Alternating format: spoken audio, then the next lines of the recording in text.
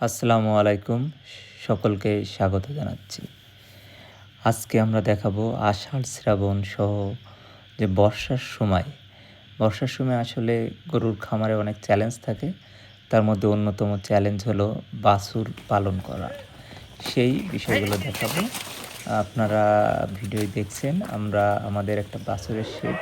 এখানে আসলে ৬ মাসের উপরের বাছুরগুলো এখানে থাকে।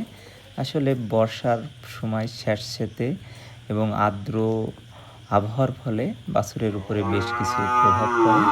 তার মধ্যে ডায়রিয়া হতে পারে, শ্বাসতন্ত্রের সমস্যা, চর্মরোগ এবং বিভিন্ন ধরনের সংক্রমণ।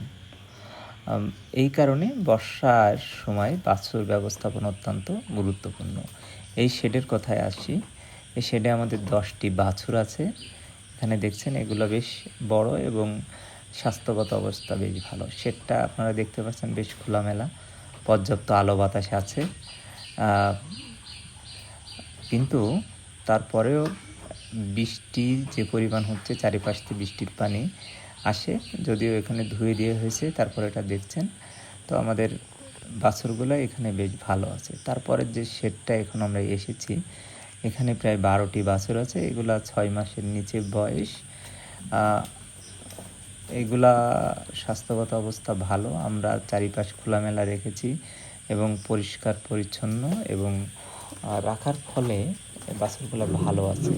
তো আপনাদেরকে খেয়াল রাখতে হবে বাছুরগুলো যাতে শুকনো জায়গায় থাকে, পর্যাপ্ত পরিমাণ খাবার এবং বিশুদ্ধ পরিষ্কার পানি পায়।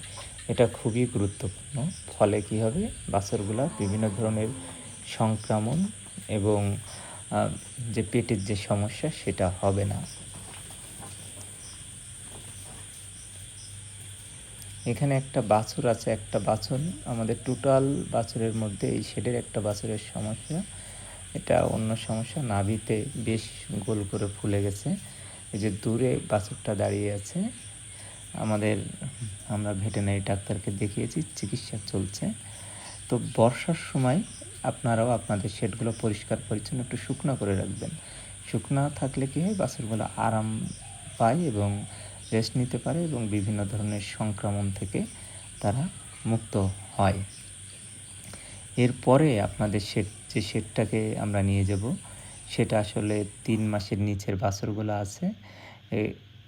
এই বাছুরগুলা এখানে দেখছেন শুকনা আছে এবং এটা শুকনা থাকে, শুকনার উপরে এরা থাকে। এবং যেহেতু আমরা খাবারের পাত্র, পানির পাত্র এবং জায়গাটা শুকনো রেখেছি, তো বাছুরগুলো আলহামদুলিল্লাহ ভালো আছে। তো আপনাদেরকে বর্ষায় যে বাছুর পালনের যে অভিজ্ঞতা, সেটা হলো শুকনা শেড, পরিষ্কার থাকতে হবে, পানির পাত্র বিশুদ্ধ পানি থাকবে, সঠিক খাবার থাকবে এবং নিয়মিত স্বাস্থ্য পর্যবেক্ষণ করতে হবে। এবং মূল কথা, বাছুরকে শুকনা জায়গায় রাখতে হবে যাতে কোনো রূপ ইনফেকশন না হয়। সকলকে ধন্যবাদ।